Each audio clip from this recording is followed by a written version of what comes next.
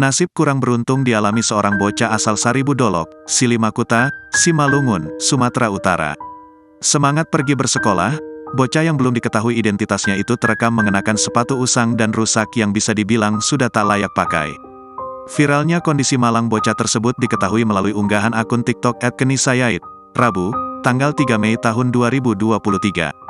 Dalam unggahan tersebut sang pemilik akun memperlihatkan kondisi sepatu seorang bocah yang duduk di sampingnya kala menaiki kendaraan umum.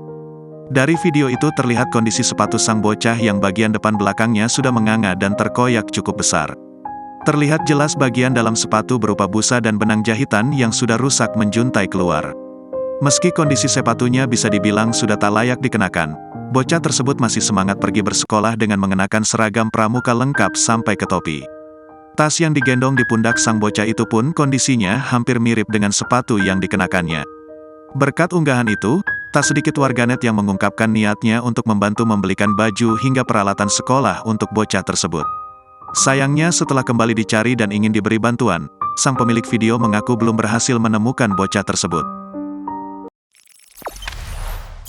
Jangan lupa subscribe, share, komen, dan like ya!